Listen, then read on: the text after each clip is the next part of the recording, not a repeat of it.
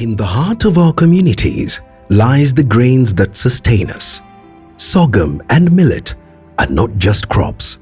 They're symbols of resilience and sustainability. They're drought-tolerant, adaptable to harsh climates, and rich in nutrients, making them essential for food security in many regions. At Sorghum United, we're on a mission to actualize the spirit of the International Year of Millets. Through education, advocacy, and innovation, we're empowering farmers, consumers, and policymakers to embrace sorghum and millet as vital components of our food systems. By supporting local farmers and promoting sustainable practices, we're creating a future where everyone has access to nutritious food.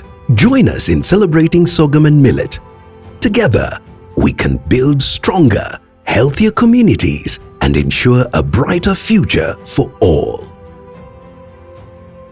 We can talk policy all day long. We can talk about, at a high level, why we have the International Year of Millets, why these grains are so important. But that video, which was taken just about a month ago now in West Pokot, Kenya, where I was doing farm visits with some of our partners there in a company called Sorghum, that really hits home, because these are communities where the maize has failed, their livestock has died, and now they're dependent upon food aid when they could be feeding themselves. So congratulations to you again on good work. So let's talk a little bit about what I do and the work that I do. Sorghum United, we're a global nonprofit. We have about 3,000 stakeholders now on every continent except for Antarctica. And those stakeholders, really what they represent are all points in the value chain. So it's not just our farmers, it's our processors, it's our seed producers, it's our investment bankers, our researchers, all those people. What we're able to do, or what we've found actually, is that around the world there are people doing great work in this space, but they're all disconnected or they're very small. And so what we found is our best position is to be able to actually help to connect them. So through social media, through WhatsApp, and now in the future through an app that we're actually developing in Mumbai with my partners there, we're able to allow for the exchange of ideas, the exchange of research, the exchange of information, and then eventually, hopefully, even some commerce as well, to be able to directly connect those ecosystems, just like we heard about the need for this in the sessions this morning. That global ecosystem, the only difference is I believe private sector should be at the center of it. So we're continuing to grow with our partnerships. Our time is a little limited, so you're getting the very short version. But our partnerships continue to grow. We now have dozens of MOUs with academic institutions and think tanks around the world. We're continuing to grow those partnerships as well. The other thing that we do is promoting the grains with consumers, because the reality is we can connect farmers all we want, we can connect industry all we want, and if there's not a value-added market, why don't we tell the farmers to grow something they can't sell, right? So we do promotion through these Sorghum Squad books that you see up here. This is actually how we self-fund our efforts as well. We don't receive any taxpayer money, nor do we go for grants. We're talking about economic self-sufficiency, and we believe we need to be economically self-sufficient. So these books are children's books, comic book style stories. I call them Indiana Jones meets Captain Planet. So they're fun, they're adventure, but they're also educational. What's next for Sorghum United? Well, really, the conversation we've been having globally is how do we continue the spirit of the International Year of Millets? 1 year is not enough. We're really pushing for an International Decade of Millets. These are what the MOUs that we've been signing have been pushing for as well, to continue the spirit that's been started in the International Year. Now, in the International Year of Millets, we've done a really good job reaching India and parts of Africa. But the Americas, North and South America, Europe, even Australia, there's a lot more work that needs to be done. And so our organization is not going anywhere, we're continuing to grow. So a few things that we're doing, planned organizational growth. We're about to scale up our organization quite a bit in the next few months. In fact, Ms. Anne Kamau is back here taking video. She's agreed at that time that she'll come on as our East Africa director. So regional directors around the world that can help us to do things like implement localizable conferences, localizable curricular frameworks that can help not only our farmers, but also our processors. The small business incubation partnerships at the government level as well as the academic level.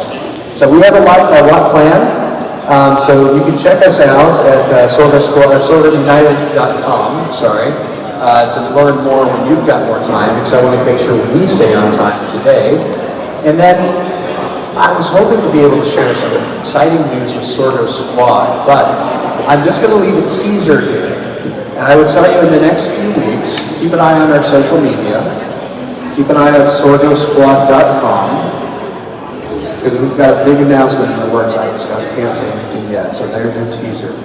I'm around all day. If you need anything, please come and say hello. We'd love to connect and find out how we can work together. I don't believe we get anything done by ourselves.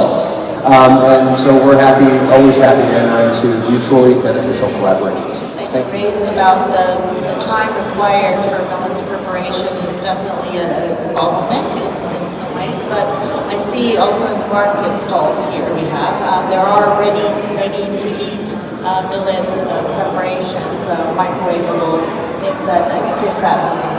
So I think new technologies can be definitely introduced more in how we prepare and process these millets. But I wanted to, my question was actually for Nate, and there was some, mentioned here, but also in the previous sessions about the need for support funding. And, you mentioned, of course, it has to be also economically sustainable.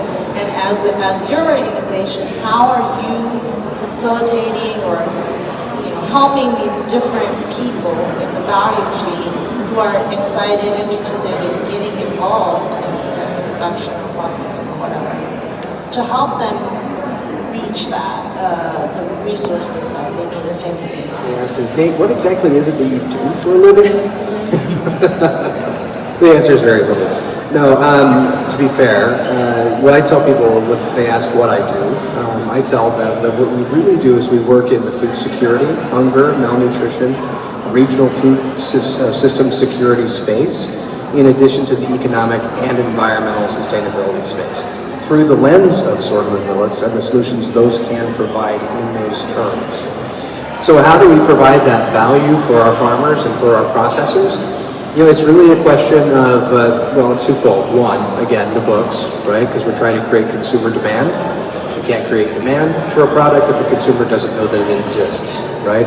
So we have to find different ways to get outside of agriculture in having that conversation, which is why we chose the medium we did. I grew up on a farm, and the problem we have in agriculture is that we're really good at preaching to the choir, but we forget that the congregation is the one that fills the offering plate, right? So we've got to find new ways to get out of those, no pun intended, silos, all right? On the other side, though, it's really that connectivity piece. I said earlier, we've got a lot of great people around the world doing great work in this space, but they're small, they're disconnected. Supply chains are oftentimes broken, especially caused by conflict, like the war in Ukraine, caused by COVID. All the more need for regional value systems. And so by being able to connect folks, whether they're global or local, right, that wouldn't otherwise be able to connect, shortens their value chains, right? Shortens their supply chains, I should say, and it increases potentially their profitability because they're able to direct contract, control their varieties that they need, etc. They're able to reach their consumers more directly. The farmers are able to know they've got a market before they have a plant. All these things I think are really important, and that's not to displace existing commodity markets. And I'm really careful when I say this because we do need the current commodity marketing model. We do need that. That's how we provide inexpensive food. That's how places like where I live in Nebraska can grow enough corn, maize, whatever, to send to places that do need food, okay? But we need to be supplementing those commodity markets, even in the US where I live, or West Pecot, Kenya. We need to be supplementing those with local value-added opportunities. Because when you do that, you can increase the profitability on the farm, decrease your supply chains, which by the way decreases your carbon footprint, and you can create jobs in economically depressed areas. I think this is really important, but it's not either this or that, it's this. I hope that answers your question. Closing this international year, we had the millets, sorghum, and teff that was what the small grain we emphasized. At times throughout this year, I felt that sometimes we compete within the small grain market, and that's kind of natural because that's also where people, consumer choice side there. Shouldn't we have done, or it's some task for the future year, to be a little bit bolder and compete, tell some messages to the consumers, like Chef Binta said, the gatekeepers that we call in the market can make this shift. Instead of your rice, get your millets for your other things. Should we be a bit more bolder? I know it's difficult sometimes to compete, but at times there is I'm a sorghum researcher by background, that I was always proud of. Sorghum is in many ways better than millets, to be honest, in many aspects, bigger, easier, but then it's within the small marketplace. What would be your take in the way we should message also with the government, local?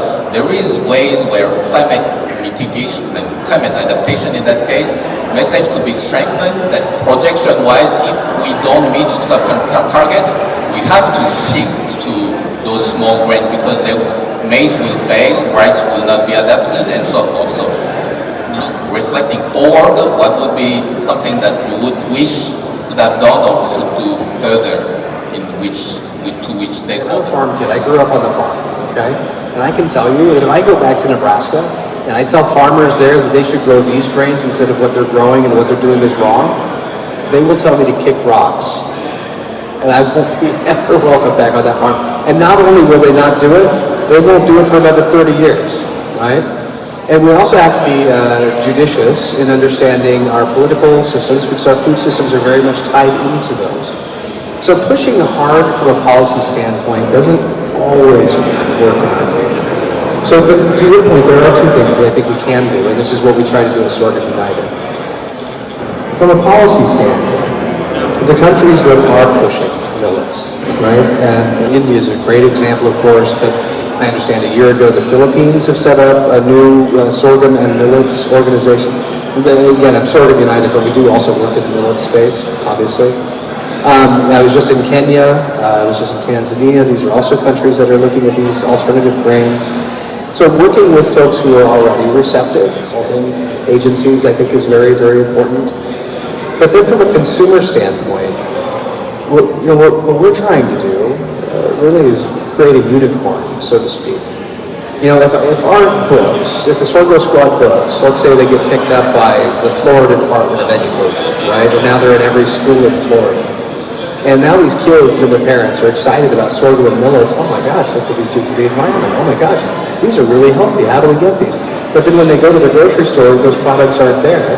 Guess what they're going to do? They're going to want the products all the more because people always want what they can't get, right?